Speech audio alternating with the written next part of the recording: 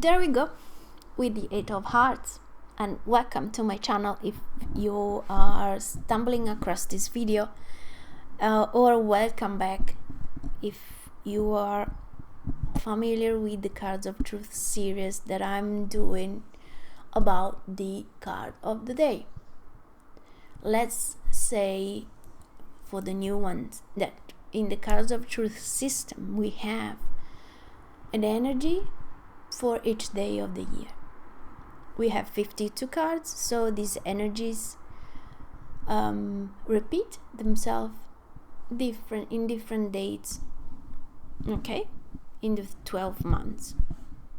Some cards are more present, some others less, okay. There are a couple of cards that are present only once a year, okay.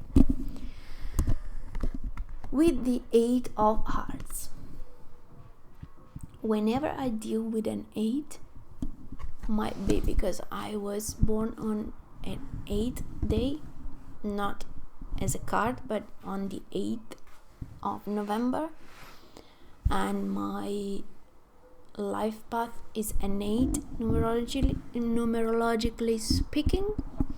But when I see an 8, I always have in mind that I'm dealing with an energy that is connected to Rahu, the north node of the moon for the Westerner astrologers. And Rahu has a peculiarity, which is to bring to the surface in the manifestation realm what is in the unconscious of the person. And in the unconscious we might have gold or the worst of the fears. And I've seen this. I was born in Rahu Dasha, so for the first 18 years I've seen many tragic things happened, and many other wonders have happened also. So let's go back to the card. We deal with the realm of the emotions because we're having to do with hearts. And with an 8 of Hearts, we just got past the 7. And what's the 7 we will see tomorrow, but just to make you give a better idea of the 8, the 7 is when our heart breaks completely. You know, when it's shattered and is into pieces. Not easy, is it?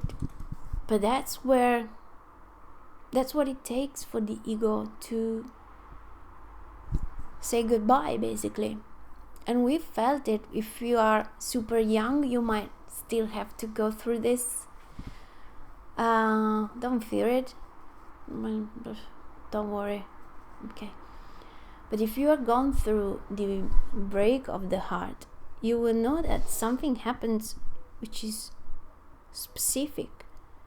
There is a side of us that is no longer present, is killed completely, and is a side of us that has very strict idea on what he wanted. He wanted a relationship, we wanted that person, he wanted that person being that way, not the other way. And it was very, very like that. And that's not our true nature. And that's the only reason why life gets rid of it. It's not a punishment, it's a refining process. The more we are connected to that side of us, the more difficult it would be to let it go. If we manage to have either such good friends that reminds us of what is happening, or we do have that internal friend that suggests that at the end of the day everything is going to work out, then we can let it go more easily. But before the 37 year, whenever the ego gets smashed, it's a totally different word, because at between 36, let's say starting 35 to 36, 37, we experience the maturation of Saturn, so that will bring us to a level of maturity which is not really present before that age. We just experimenting, and we have many chances to do so. Okay, then what happens when after the heartbreak, when you let it break for real and you cry all your tears and you let you be miserable, when you've got over that hump, what happens is that there is a refreshing sensation, a sense of freedom, a sense of fresh air, basically. And you start to discover that all those needs that the ego wanted you to make real and make happen are not really necessary. You are finding yourself to be fine on your own. And this can be read, I know in tarot is read as a solitude card, when you are left on your own. But let's see, if the ego is not present, the ego is not bothered about being alone. Only the ego is frustrated by not being with somebody else. Your true self, when has the chance to experience that love comes from within itself, and it's a pouring out. It's an inner experience. It's not something you trade. It's just happy, super happy. So with this card, we see the actual experience. We've given the chance to experience that sense of love being something that comes from within and goes outwards. It's not something that you can take and grab or give. It's just a personal experience. And we will see when we go to the Ace and Twos how this, if we are smart and we pay attention, the right amount of attention, we will see that love is not something that we trade. I give you love is an illusion. I experience love, and I experience that opening, and you can see it in me, so that you feel inspired to do the same. Then you connect to your own love, and you think you're taking it from me, but it's not true. We can't do that. It's not possible. Interesting. I'm amused. Probably you see it in my face, but this concept that I've figured, collecting many information from here and there, and then I felt as a dog which is not happy, is not in the Eight of Hearts state.